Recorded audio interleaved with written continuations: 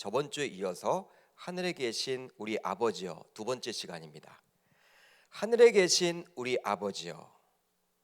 이 짧은 구절 안에는 신자로서 기도할 대상이 누구인지에 대해서 명확하게 나타내주고 있습니다. 바로 기도의 대상이 아버지라고 성경은 말하고 있어요. Father라고 이야기를 하고 있죠. 아버지다. 즉 우리 신자들의 기도의 대상은 바로 성부 하나님인데요. 그 성부 하나님이 바로 저와 여러분들의 누가 되신다라고 말하고 있는 거예요? 아버지 되심을 이야기해주고 있습니다.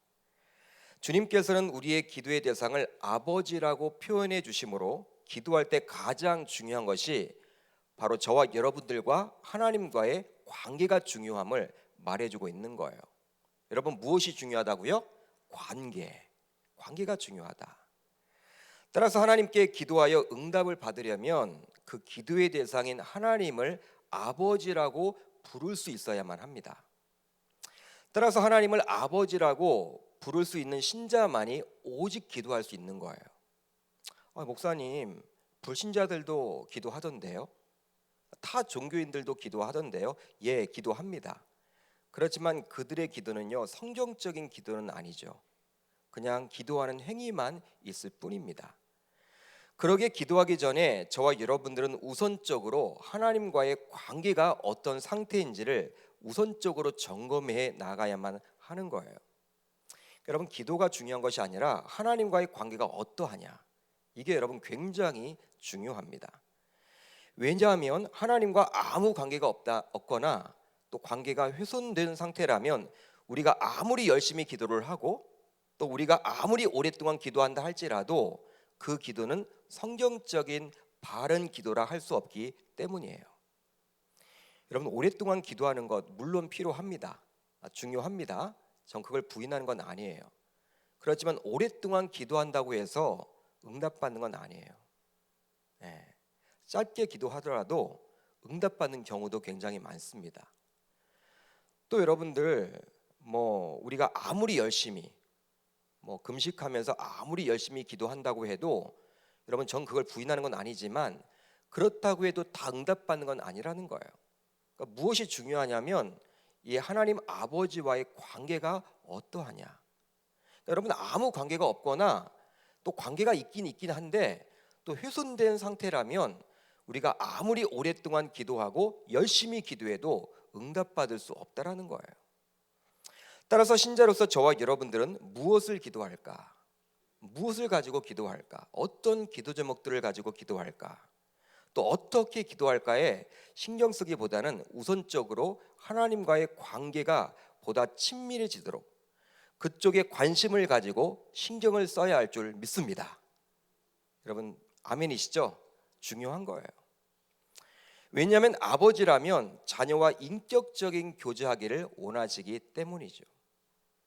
아버지의 입장에서는 자녀가 무엇을 잘했기 때문에 기쁜 것이 아니에요. 그러니까 우리가 여러분 어떤 행동을 잘했기 때문에 그 아버지의 마음에 들 행동을 했기 때문에 기쁜 게 아니라 그냥 자신과 함께 시간을 보내고 친밀한 교제를 하기에 흐뭇해하는 것입니다.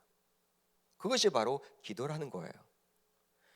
여러분, 우리가 잘못 오해를 하게 되면요, 기도할 때도 그냥 우리가 어떤 자세를 가지고 기도를 해야 된다, 또 몇 시간 정도 기도를 해야 될까, 그런데 여러분 굉장히 신경을 많이 쓰잖아요. 금요성령 집회에 나오는 건 좋은데 이것이 여러분 습관화되어서 그냥 사모하는 마음이나 어떤 이번 오늘 또 하나님 만나면 좋겠다 이런 기대하는 마음을 가지고 나오기보다는 그냥 나와야 하니까 매주 나오다 보니까 나오는 거예요. 여러분, 그런 것들은요 별 의미가 없다라는 것이죠. 그러니까 아버지 입장에서는 여러분 자녀가 어떤 행동을 했기 때문에 어떤 하나님의 그 아버지의 마음을 좀 흐뭇해하는 그러한 그걸 했기 때문에 기쁜 것이 아니라 그냥 친밀하게 교제 나누기를 더 원하신다라는 거예요. 따라서 우리들은 뭔가 목적을 이루기 위한 수단으로 기도를 사용해서는 안 되며 오히려 기도를 통해서 아버지의 하나님과 보다 가까워져야 하는 것이죠. 여러분, 응답받기 위해서 기도하는 게 아니에요. 뭔가 목적을 가지고 이 자리에 나오서는 안 되는 것이고 하나님을 기쁘시게 하기 위해서, 하나님과 대화하기 위해서 나오셔야 하는 거예요. 그런데 우리가 하나님을 향해서 아버지라고 부를 때 육신의 아버지에 대해서 지니는 감정이 개입되는 경우가 굉장히 많습니다. 이게 어떤 말이냐면 육신의 아버지를 바라볼 때 굉장히 여러분 아버지가 엄한 분이다, 관계가 나랑 별로 좋지 않다, 그런 마음이면요, 이 하늘 아버지를 대할 때도 그런 마음을 갖게 된다는 거예요. 설교하는 저의 기억 속에서 저의 아버지의 생각은 굉장히 여러분 좋습니다. 저는 아버지 하면요 굉장히 좋으신 분이에요. 그래서 저희 아버지가 그랬어요. 목사님 아버지만 그런 거 아니에요. 그렇게 말할 수도 있겠지만 아니, 저에게는 여러분 굉장히 좋은 아버지셨어요. 물론 아버지께서는 건설회사에 근무하셨기 때문에 항상 험한 현장에서 주로 일을 하셨습니다. 노가다 현장에서 여러분 일을 하셨어요.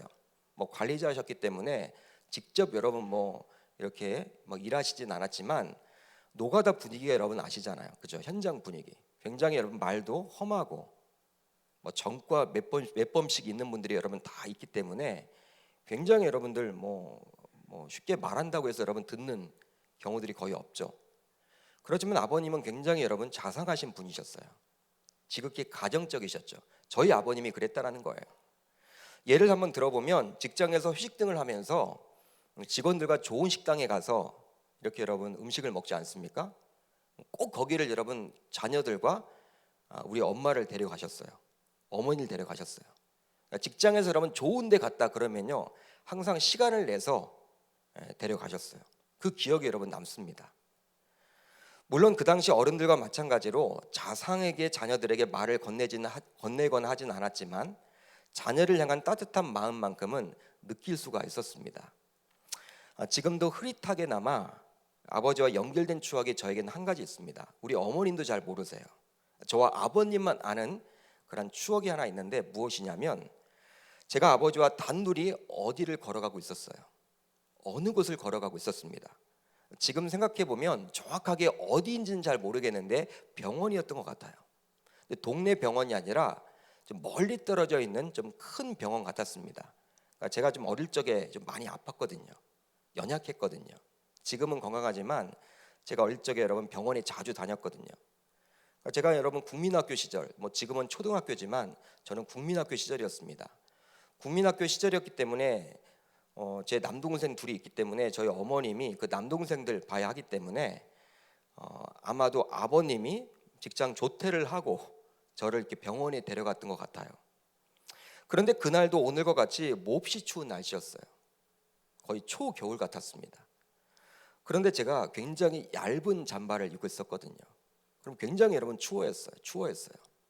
잠바 자체가 그렇게 많지 않았고 제가 어릴 적에 이렇게 겉으로 보기에는 굉장히 귀공자 타입으로 보이지만 그냥 저희 집도 여러분 중산층이었어요. 그냥 밥 정도만 먹었지 이렇게 여유 있거나 유치원을 여러분 중퇴했기 때문에 제가 다니다가 그런 상황이었기 때문에 다들 어렵잖아요, 여러분들. 7, 80년대 그런 상황이었기 때문에 아버님이 여러분 건설 현장 있었지만 그냥 밥 정도나 먹었지 여러 가지 여러분 부유한 상황은 아니었습니다. 여러분 자녀 셋을 키우려니까 얼마나 힘들겠어요. 아무래도 여러분 어머님이 저에게 이렇게 잠바 같은 걸 못 사줬던 것 같아요. 얇은 잠바를 제가 입었나 봐. 굉장히 날씨가 추워지다 보니까 아마도 여러분 제가 떨고 있었습니다. 그러자 아버지는 저를 병원 근처 그 당시 아디다스 매장, 지금도 기억해요 여러분, 아디다스 매장, 지금도 여러분 고가죠. 근데 그 당시 여러분 80년대예요. 80년대 제가 학교 다닐 때 아디다스 매장에 가서 잠바를 하나 사주셨어요. 두꺼운 잠바를 딱 여러분 입혀주셨어요. 지금처럼 구스다운 그런 거 아닙니다 여러분. 거위털 오리털 아니고 솜털이었어. 솜털이지만 굉장히 비쌌습니다. 여러분 그때는 나름대로 고가였는데 아버님이 그걸 사주셔서 저에게 입혀주셨어요. 입혀주시면서 손수 입혀주시면서 사람은 목이 따뜻해야 한다. 그 말을 해주신 거예요. 사람은 목이 따뜻해야 된다. 그러니까 아버지가 여러분들 삼형제였거든요. 제가 장남이었고 동생 둘이 있었는데 철부지였죠. 아무것도 모르지만 아버님이 여러분 살갑게 대하고 하진 않았지만 그래도 아버님이 나를 사랑하신다는 것은 제가 느꼈거든요. 근데 그날 제대로 아버지로부터 제가 부정을 느끼게 되었습니다. 야, 아버님이 정말 따뜻한 분이구나. 굉장히 여러분 나를 위하신 분이구나. 그러니까 어머님은 여러분 그걸 모를 거예요. 지금도 고백해 보면요, 아버님이 여러분들 저를 그렇게 입혀주시고 안아주시고 이렇게 사람은 목이 따뜻해야 된다. 여러분 되게 당연한 말인데도 굉장히 그때 여러분 초등학교 시절, 국민학교 시절 굉장히 여러분 와닿게 느껴지더라고요. 아, 사람은 목이 따뜻해야 되구나. 그래서 여러분 제가 그 이후로 목도리를 여러분 잘하고 다닙니다. 머플러를 잘하고 다녀요. 목이 중요하구나. 정말 맞는 말 같아요. 그런데 여러분 성도들을 만나보면요, 저와 같이 아버님과 좋은 그런 추억을 가지고 있는 분들도 있지만 아버지에 대한 추억이 별로 좋지 않은 분들도 많아요. 은근히 많습니다. 어린 시절 항상 엄격한 가풍 속에서 아버지가 엄하셨기에 쉽게 다가갈 수도 없었고, 그러다 보니 아버지로부터 잔소리를 듣기 싫어서 열심히 공부해서 좋은 대학에 들어가게 되었고, 또 그 결과 후에 남들이 모두 부러워하는 직장에 들어갔음에도 불구하고 이제 여러분 30대 후반 40대가 접어들었는데도 불구하고 아직까지 이 아버지와의 관계를 굉장히 어려워하고, 또 그 문제가 해결안 받지 못해서 뭐 추석이나 설날 같은 경우에도 아버지를 찾아가기 굉장히 껄끄러운 그런 성도님들도 굉장히 많아요. 교회에서는 여러분 집사님이고 뭐 권사님이고 실질적으로 여러 가지를 막 섬겨요. 근데 이 아버지 하면요, 이게 부정적인 게 굉장히 많아. 하나님 아버지 하면 기도하기가 싫은 거예요. 여러분 그런 분들이 우리 주변에 얼마나 많은지 모릅니다. 혹시 금요성령 집회에 나오신 분들 가운데서도 자라오면서 아버지에게 상처를 받은 분들의 경우에는 하나님을 아버지로 부른다라는 그 자체가 굉장히 힘들어하기도 할 것입니다. 즉 받은 상처가 굉장히 크기 때문에 그 아버지에게 다가가기가 결코 쉽지 않은 것이죠. 저는 개인적으로 생각을 해봅니다. 이것에는 그간 우리 아버지들의 책임이 굉장히 크다고 봐요. 기성세대 아버님들의 책임이 굉장히 크다고 봅니다. 즉 일반적으로 유교 문화 속에서 이 아버지상은요 굉장히 엄한 것이 사실이었습니다. 엄한 것이 여러분 사실이었어요.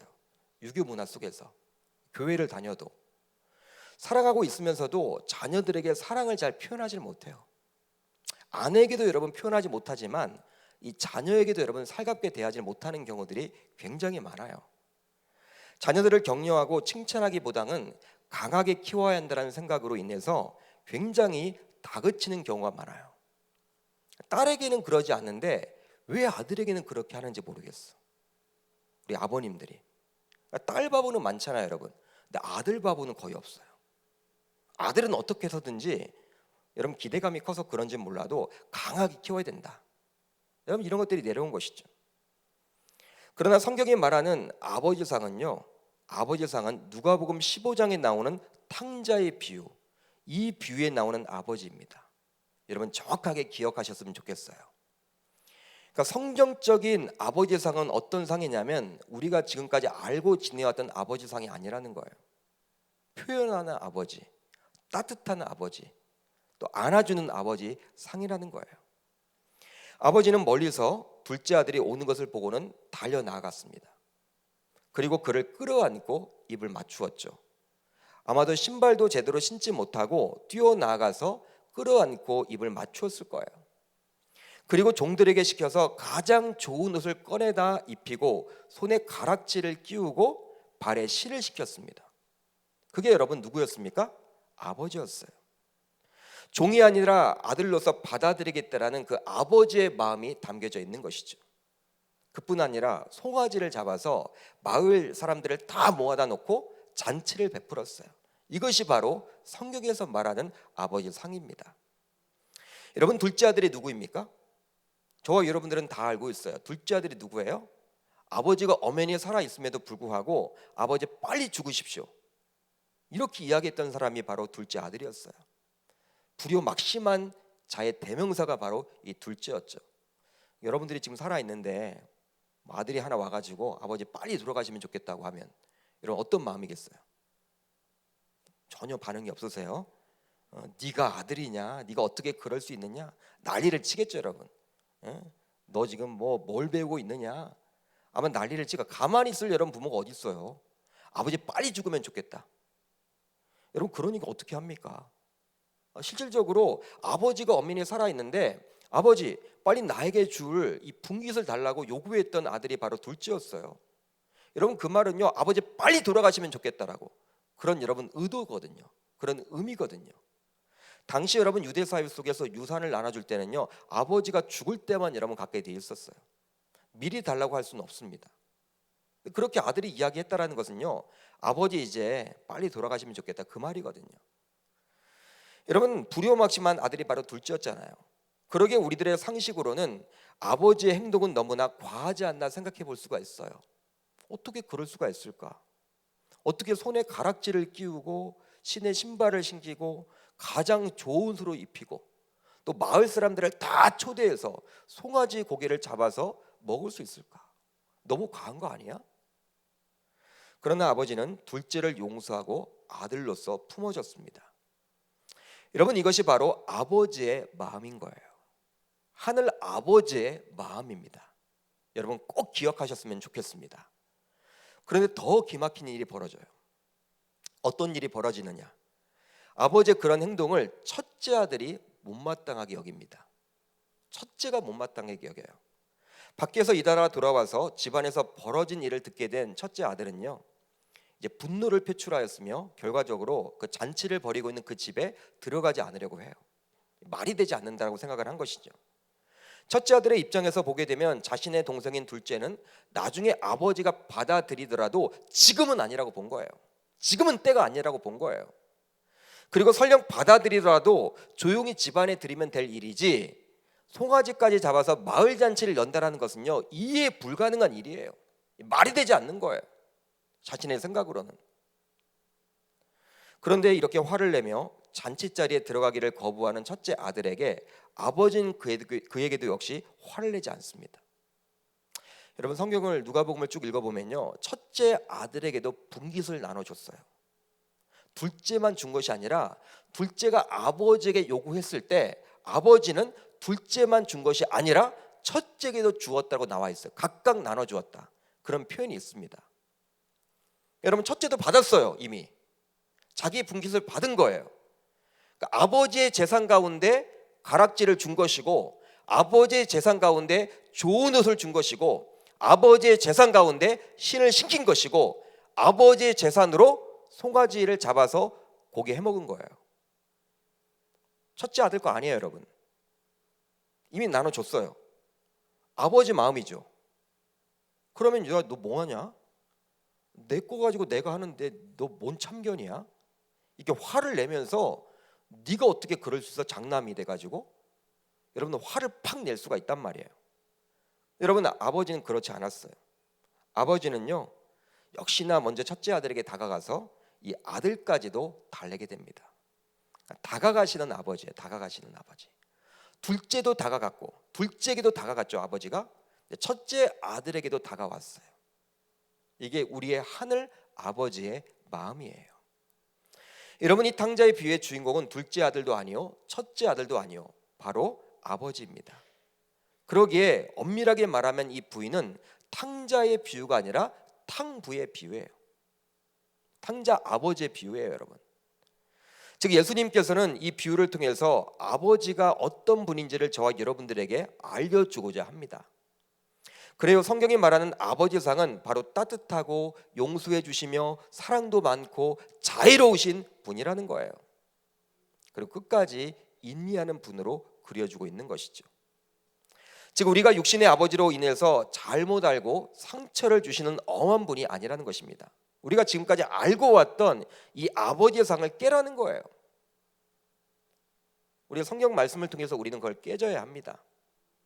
여러분 아버지에 대해서 지금까지도 잘못 알고 있는 분들, 육신의 아버지 나에게 엄하게 대했고 항상 나에게 칭찬보다는 항상 나를 기대하는 그 마음을 가지고 항상 이렇게 몰아쳤던 그 아버지의 상을 가지고 있어서 우리가 기도하지만 기독교 신앙을 가지고 있지만 이 하나님 아버지라고 부를 때마다 굉장히 이렇게 불편한 마음을 가지고 있는 분들이 계시다면 이 밤 여러분들이 가지고 있는 그 모든 생각을 깰 수 있기를 주님의 이름으로 축복합니다. 그런데 우리는 이 비유에 나오는 아버지를 통해서 하나님이 어떠한 분인지를 알 수가 있죠. 하나님이 어떠한 분인지를 알 수가 있다는 거예요. 왜냐하면 이 비유에 나오는 아버지는 바로 누구입니까? 하나님을 뜻하기 때문입니다. 하늘 아버지, 바로 하나님을 상징하는 것이기 때문이죠. 그렇지만 우리가 이 비유를 보면서 놓쳐서는 안 되는 점이 있으니 바로 당시 유대인들로서는요, 이 비유에 나오는 하나님상을 받아들일 수가 없었다라는 거예요. 우리가 누가복음 15장을 보면서 우리가 여러분 놓쳐서는 안 되는 것은요, 당시 예수님 당시에 유대인들의 입장에서는요, 이 하나님상이 말이 되지 않아요. 여러분, 하나님상이 어떻습니까? 누가복음 15장에 나오는 아버지가 여러분 어떤 분이에요?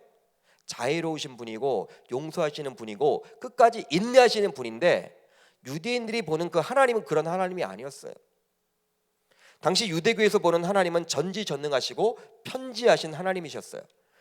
그들이 믿었던 하나님은 인간의 죄악에 대해서 분노하고 있으면서도 가까스로 그 분노를 억누르고 있는 하나님, 화를 낼 만한데도 지금 참고 있으신 그 하나님 정도로 여겼습니다.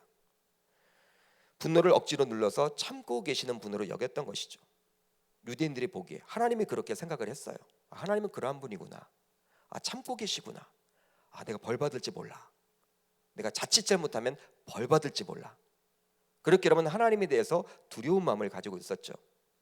그러나 그 분노가 지속되면 결국에는 폭발하셔서 물불 안 가리고 심판하신 분으로 여겼기 때문에 유대주의자들은요, 당시 하나님의 분노를 누그러뜨리고자 끊임없이 제사를 드렸고 끊임없이 금식 기도를 했고 구제하고 기도했던 거예요.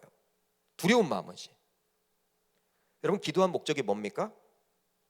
그 하나님을 달래기 위해서. 내가 기도함으로 그 분노를 막 일으키려고 하는 그 하나님을 달래기 위한 목적이 유대주의자들 속에서 굉장히 많았다라는 거예요. 그런데 예수님께서는 유대주의자들의 생각했던 이 하나님에 관련된 생각의 틀 자체를 바꾸라고 저와 여러분들에게 말씀해주고 있습니다. 바로 이 비유를 통해서 말이죠. 그렇지만 하나님이 무조건 언제까지나 용서해 주시고 사랑해 주신 것은 절대로 아니에요. 바로 너무나 우리 인간을 사랑하시기 때문에 그 사랑의 표현으로 징계를 내리실 때도 있다라는 것입니다. 하나님께서는 아무 관계도 없는 상태에서 우리가 잘못했기에 벌을 내리시는 분이 아니라 자녀인 우리를 너무나 사랑하시기에 참으시다가도 징계를 내리셔 주셔요. 징계를 주시는 분이에요. 왜 그렇습니까? 우리가 우리를 너무나 사랑하시기 때문에 우리가 바른 길로 돌아가도록 하기 위함이죠. 따라서 이 금요성령 집회에 나오신 저와 여러분들은 성경이 말하는 아버지상이 정확하게 무엇인지를 인식한 다음에 하나님을 가리켜서 아버지라고 불러야 될 줄 주님의 이름으로 축복합니다. 그러니까 성경적인 아버지상이 과연 뭐냐? 바로 우리가 누가복음 15장에 나와 있는 그 아버지상이 진짜 성경이 말하는 아버지상, 그게 바로 하나님상임을 저와 여러분들은 꼭 기억할 수 있기를 바랍니다. 한편 예수님은 하나님을 가리켜서 아버지보다도 더 친근하게 아빠라고 부르셨어요. 이르시되 아빠 아버지여, 아버지께서는 모든 것이 가능하오니 이 잔을 내게서 옮기시옵소서. 그러나 나의 원대로 마시옵고 아버지의 원대로 하옵소서 하시고. 여러분, 성경을 보게 되면 예수님 이전에는 아버지를 가리켜서 아빠라고 부른 적이 한 번도 없습니다. 아빠라고 불렀던 분이 한 분도 없어요. 여러분, 유대인들은 하나님 아버지를 어떻게 생각했습니까? 제가 말씀드렸죠. 엄하신 분으로, 분노하시는 분으로. 그러니까 우리가 여러분 자칫 잘못하면 분노 당할까 봐 기도했죠. 그 하나님을 달래야 하기 때문에 구제했던 거예요. 여러분, 율법을 지키는 목적이 무엇입니까? 그 하나님의 마음을 기쁘시게 하기 위한 것이 아니라 그 하나님을 달래기 위한 거예요. 하나님이 화내시니까, 내가 주일 성수하지 않으면 벌 주시니까. 그런데 여러분, 우리들 상황 속에서도, 우리 신자들 가운데서도 이 주일 성수의 개념을 내가 주일날 그냥 예배 안 드리고 놀러 갔다가는 교통사고 날 것 같아. 여러분, 이런 것 때문에 그냥 드리시는 분들도 있어요. 지금도 율법적으로. 근데 유대주의자들이 바로 그리했다라는 거예요. 그렇다면 예수님께서 이렇게 아빠라고 부른 이면에는 기쁜 뜻이 담겨져 있는데, 독일의 신학자인 요하킴 예레미야스는 예수께서 말씀하신 아빠라는 말의 어원을 연구하여 발표했는데요. 그는 자신의 연구에서 이 아람어가 당시 아람 사람들의 가정에서 어린 아이들이 아버지를 부를 때 사용하는 호칭이라는 사실도 발견하게 되었습니다. 여러분, 우리도 아빠라고 하지만요, 이 아람 사람들, 이 아람어잖아요. 이 아빠라는 게 아바 아버지, 이 아바라는 게 여러분 아빠거든요. 단어가 같거든요. 이 아바라는 단어가 바로 아람어인데 아람 사람들이 이렇게 어린 아이들이 사용하는 그런 용어임을 발견하게 되었다라는 거예요. 실제로 예수님 당시에 아람 사람들이 널리 사용했던 바로 호칭이었습니다. 어린 아이들이 아빠 이렇게 부르는 거죠. 가정에서 어린 아이들에게서 가장 친밀하면서도 사랑과 신뢰 대상이 되는 사람이 바로 아빠였던 것이죠. 즉 어린 아이들의 입장에서는 깊이 신뢰하는 아버지를 가리켜서 아빠라고 불렀던 거예요. 한마디로 친밀감의 극치라고 보시면 됩니다. 그러니까 저는 여러분 이렇게 아버지라고 하는 것보다는요, 아빠가 여러분 굉장히 친근하게 느껴져요. 우리 남자들은 잘 이렇게 아빠 군대 다녀왔으니 잘 못해요, 그죠? 군대 가기 전까지만 해도 저도 아빠라고 불렀는데 군대 다녀와서는 아빠 하면 이상해. 이 아버지라고 부르게 되더라고요. 희한해. 근데 여러분 이렇게 여성분들은요, 다 결혼해도 여러분 항상 아빠예요. 참 딸들은 딸 여러분 그냥 있어야 된다니까. 아빠라는 여러분 호칭을 받으려면. 아들은 여러분 군대 다녀면요, 그 전까지만 하더라도 여러분 그냥 아빠라고 했다가 이상해. 아빠라고 하려니까 굉장히 막 쑥스럽고 잘 안 돼요, 여러분. 저 자신도.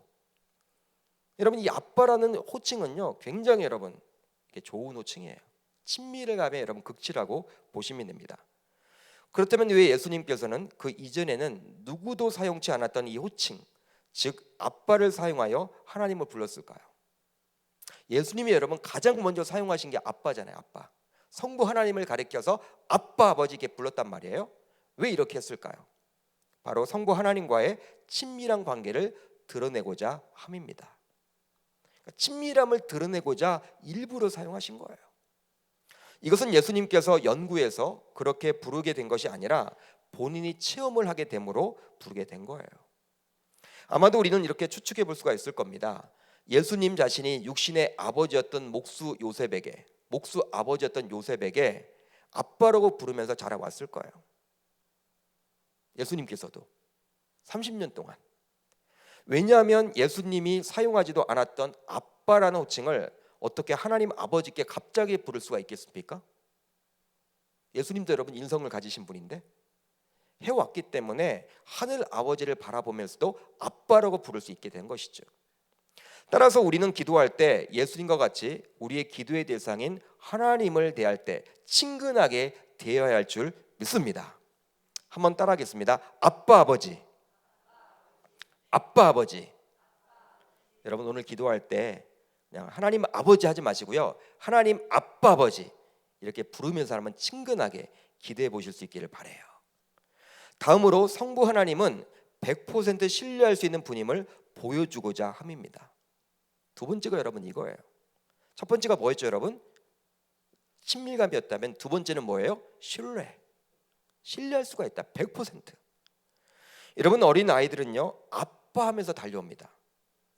그때가 여러분 가장 위험해요. 신호등 여러분 건너편에서 아빠 하면서 달려와요. 근데 자동차도 보이지 않아. 누구만 보여요? 그 어린 아이에겐 누구만 보이는 거예요? 아빠만 보여요. 아빠만. 여러분 아빠 이렇게 손을 잡고 가면요, 이 아빠가 여러분 최고예요. 최고.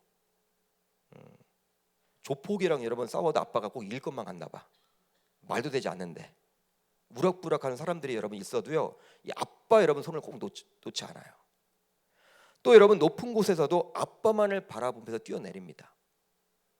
여러분 이렇게 이 아이가 여러분 높은 곳에서 아빠가 여기 있다 하면 뛰어내리면요, 아직까지 여러분 아빠를 신뢰하는 거예요. 어느 정도 여러분 크면요 안 뛰어내려요. 제가 제 애들을 가지고 여러분 다 실험을 해봤어요. 안 뛰어내려. 여러분 이렇게 뭐 한 2살까지만 해도 여러분 다 뛰어내려요. 3살 정도 어린이집에 가기 시작하면 이제는 교육이 사람을 다 망치기도 하는 것 같아. 아버지와의 신뢰성도 어떻게 배웠는지 안 뛰어내려. 내 몸무게가 몇 킬로인데 아버지가 과연 나 들까? 막 이런 생각하는 것 같아요. 아무튼 여러분, 어린 아이들이 아빠라고 부를 때는요, 이 100% 신뢰하는 그 마음을 가지고 있는 것입니다. 한마디로 친근감뿐만 아니라 그만큼 아빠를 100% 신뢰하는 것이죠. 그렇습니다. 예수님은 친히 성부 하나님을 아빠라고 부르면서 저와 여러분들에게 단순히 친근함만 주시려고 한 것이 아니라 100% 신뢰하는 그 마음을 가져야 함을 보여주고 있는 거예요. 물론 우리의 기도의 대상인 하나님은 온 우주를 창조하신 분이기 때문에 인간으로서 우리는 그 앞에서 제대로 숨을 쉴 수도 없는 크신 분이세요. 그러나 그분은 우리를 지으신 분으로서 우리들 한 분 한 분에게도 지극히 큰 관심을 가지고 계십니다. 여러분, 이것을 믿으시기를 바랍니다. 마치 탕자의 비유에 나오시는 아버지와 같이 잘못이 대단히 큼에도 불구하고 둘째 아들에게 끝까지 사랑을 베풀고 있듯이 말이죠. 따라서 이렇게 하나님이 어떠한 분인지에 대해서 알게 된다면 예수님과 같이 저와 여러분들도 하나님에게 아빠라고 부를 수 있게 되는 거예요. 이제 말씀을 정리하고자 합니다. 이곳에 나오신 저와 여러분들은 육신의 아버지를 통해서 하늘 아버지에 대해서 생각해 보게 되는 것이죠. 생각할 때 육신의 아버지가 살아계시든 돌아가셨든 상관없이 아버지에 대해서 다양한 감정을 가지고 계실 거예요. 어떤 분들은 무척이나 그리우신 분들도 계실 겁니다. 혹은 마음이 아프신 분도 계실 것이고, 또 아무 생각도 없는 분들도 있을 거예요, 아버지에 대해서. 그러나 중요한 것은 우리 모두에게는 육신의 아버지가 존재하든 존재하지 않든 간에 하늘에 계신 참 아버지가 계시다라는 사실입니다. 이것이 여러분 중요한 거예요. 그 아버지를 생각하면서 지금까지 육신의 아버지를 통해서 배워왔던 것들을 차근차근 한번 떠올려 보시면 좋겠어요. 육신의 아버지와는 좋지 않았던 추억으로 인해서 하늘 아버지께 감히 아빠라고 부를 수가 없다 하더라도 하늘에 계신 아버지께서 베풀어 주신 그 은혜와 평안과 기쁨에 대해서 감사할 수 있기를 바라요. 설령 육신의 아버지에 대해서 불편한 면이 있다 할지라도 우리 하늘 아버지는 오늘 누가복음 15장에 나와 있던 그 아버지세요. 여러분, 좋은 아버지십니다. 우리를 끝까지 포기하지 않고 우리를 안아주시는 그 아버지란 사실이에요. 설령 징계를 주더라도 우리가 싫어서 주는 것이 아니라 우리를 사랑하기 때문에 우리가 바른 길로 돌아오도록 하기 위해서 시련을 주신다는 그 사실을 저와 여러분들은 꼭 기억하셔서 이 아빠와의 관계가 불편하신 분들이 있다면 그 아빠와의 관계도 회복할 수 있기를 주님의 이름으로 축복합니다. 그렇게 되면 언젠가는 하늘에 계신 아버지께 아빠라고 부르는 날이 올지도 모르겠어요. 여러분, 이게 아빠 잘 못 부르는 분들은요, 이제 아버지의 관계가 어느덧 이게 회복이 되면요, 이게 하나님을 가리켜서 아빠라고 부르게 되는 것이죠. 그 아빠 하나님은 나에게는 누구보다도 친근한 존재이고 100% 신뢰할 수 있는 존재이기에 내가 모든 것을 토설할 수 있는 유일한 분이십니다. 이 밤 이제 아빠 아버지라고 부르면서 여러분들의 모든 기도 제목과 속마음을 솔직하고 정직하게 주님께 고백하고 돌아갈 수 있기를 주님의 이름으로 축복합니다. 100% 신뢰할 수 있는 분이고 우리와 친근하신 아주 가까우신 분이 바로 우리가 아빠 아버지라 부를 수 있는 하늘에 계신 아버지인 거예요. 그 아버지를 꼭 기억하셔서 이 밤 그렇게 기도하고 돌아갈 수 있기를 주님의 이름으로 축복합니다.